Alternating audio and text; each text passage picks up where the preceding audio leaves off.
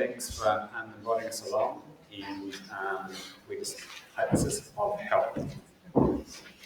I'm going to be speaking about connection. When you thought about sleep hygiene, most people think of just a whole bunch of lists of things to do, tasks, and things to avoid. That's what you generally think about when you think about sleep hygiene.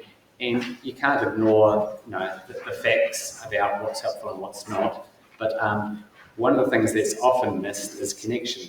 That connection between adult and young person that just helps put the young person in a place where sleep is more likely. So let's have a look at that. Right. Maslow's hierarchy of needs. They still teach that? Right, they taught that when I was a student. And we put that up there because connection, one of the ways that connection helps is that it helps our young person take care of those primary needs. There's no point in putting a young person to bed or getting a young person ready for bed when their primary needs aren't met. If they were hungry, for instance, if they were thirsty, that's going to be very unlikely that the young person is going to be a place where they can sleep. And it's exactly the same with connection. That sense of being part of the family, of being loved, being valued, being in a place where their arousal state is lower and ready for sleep. But those are basic things, and if we ignore those basics and then attempt to put our young people to bed and expect them to sleep well, then it's unlikely to be helpful. I should actually read my notes rather than just make it all up. I would also like to point out that I think I've got the best looking slides out of a lot of us. So I would like your feedback afterwards, as long as you agree. If you do not agree, you can vote on that. Right, so connecting equals safety, it equals calm, a restful and teachable young person. Right, time for you guys to do a bit of work. Right, I'm going to just read through a little scenario, and you guys are going to have a think about it and tell me what you think connecting would look like in helping in this scenario here. We've got a young lady and she's 2. This young lady comes from a very, very busy household like many of us do. She sees very little parent time in the mornings because it's just up and out. She spends a good amount of time at daycare. She comes home for dinner, and at about 7 o'clock she's put to bed. She's very, very tearful and upset for about 2 hours before she finally falls off to sleep, and the household is very, very stressed. Okay, so have a check with the person next to you or the person behind you. What could connection look like and how would it help for this young lady and their family? So now a few brave people can just throw up their hands and tell me, 1 or 2 little answers or a little sentence. What does it look like? What's going to be helping connect for this young lady? Just that one-on-one time, tell mom and dad dishes can be done later and read to her, spend half an hour with them before bed, or with her getting ready for bed. Exactly right. That's not as an educator, that's telling mom. It is. And it doesn't make it less relevant. Anything else? We kind of struggle with having this formula because we can sit here and think about ways that things can be improved. Then how does that translate in our body when probably most of us have no control over circumstances and environment? The things we're looking at. So how does that translate? That's a question that's come up for me. Yeah. The way I would encourage you to view it is that a lot of this information is information that you'll be talking to parents about. You'll often have a feeling that a young person that's in your classroom has poor sleep or it's out and out declared to you by the mum or the dad, hey, this is what's going on, I do not know what to do. So I'm not suggesting for a minute that you need to do all of this. I wouldn't be visiting anyone's home at 7 p.m. and talking mum and dad through any of this. But if you're handing on information, it's about tasks. It's often about, here's your list, go away with that, and here's a little structure. And often they miss connection. And so, busy mums and dads go with their little list and they try it out, and there doesn't seem to be any help or any change. So very, very good point. I'm not suggesting that you go home with your young charges and attempt to help directly, but the provision of information is the main purpose of it all. So let's have a look at it a little bit more detail. Anyone know who they are? Hands up if you do. Right. For those who don't, you'll have to Google it later. So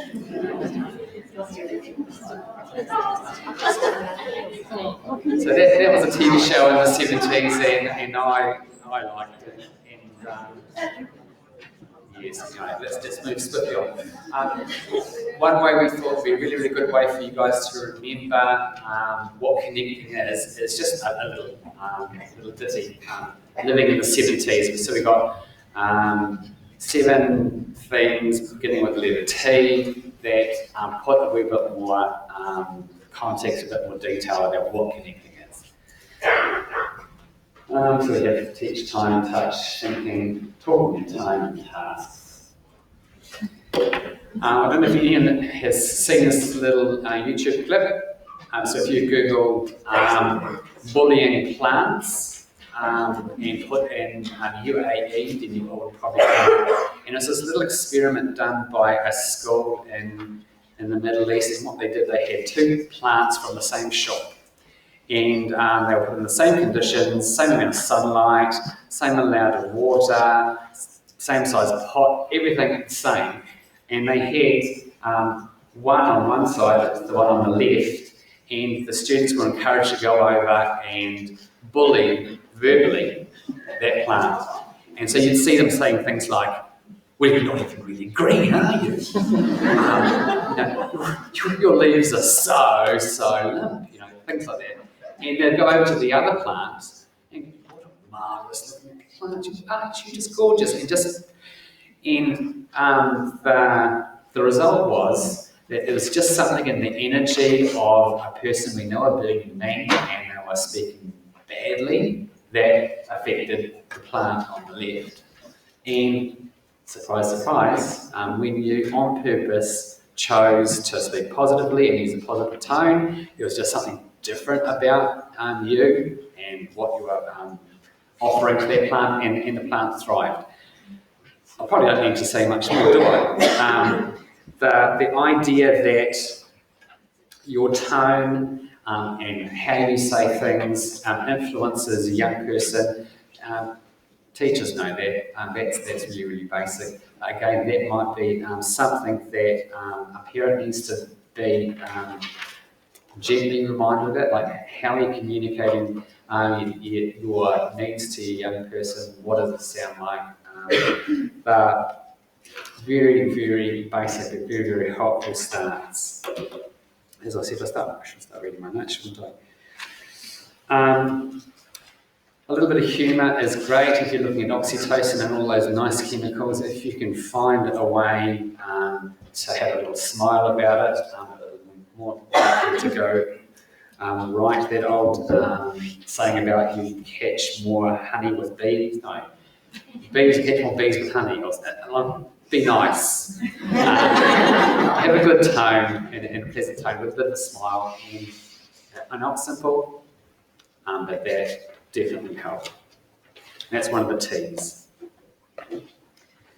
Teaching. Mirror neurons, I absolutely love the idea of mirror neurons. And I used to be given absolute grief by my friends because whenever I fed the baby, I did the total mirror neuron thing. I would grab the food and I'd do the tasting and make all the right noises so that they know it's not going to be poisonous, And the big wide mouth, and I'm doing them, And the young one looks at me and goes, "Well, it must taste good. And what do I do? Oh, it goes in the mouth. Okay, and what do I chew?" And I said, "Got it, sorted."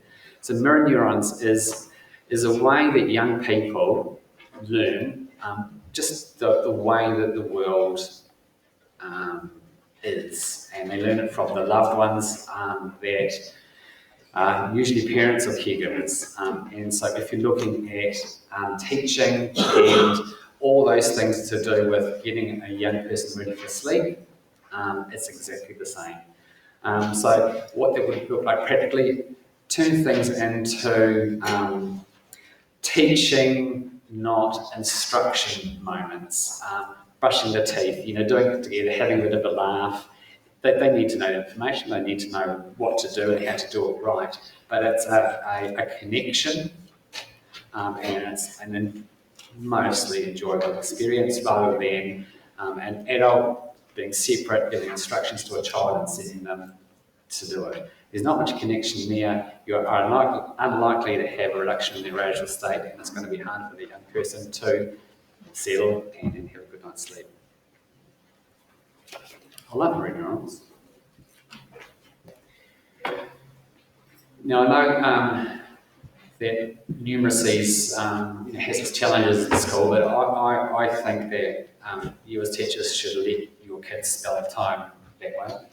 I love that way, sorry, because I think that's absolutely perfect. Someone already pointed quality one time. If you remember nothing else, that is, I think, the amount of problems. It's not just sleeping problems. The amount of problems that me as a mental health professional and you guys as teachers, when you boil it down and have a good look at it, how many is quality time right there at the centre of it? A good chunk, I reckon. I have no idea whether that's I'm over-exaggerating or not, but in my experience, that's often in the mix. So good quality time with a young person.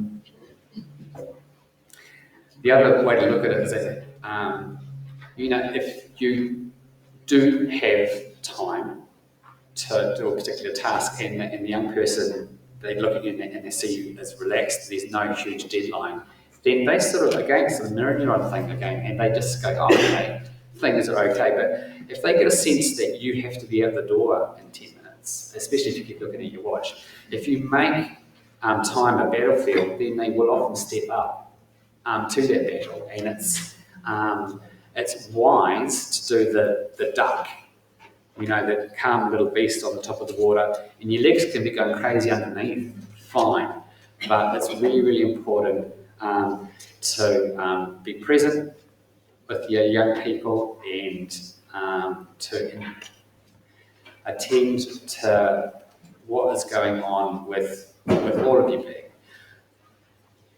I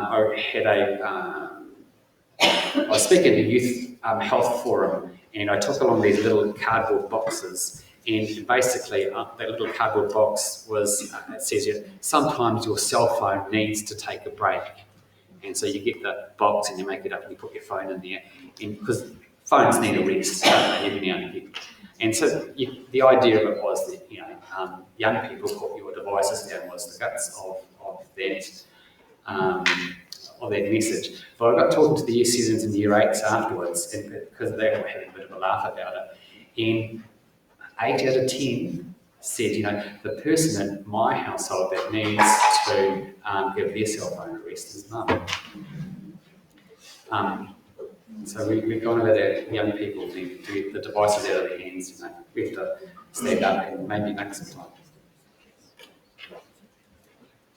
I like that picture. I think that says it all, doesn't it? Really, touch. I think it's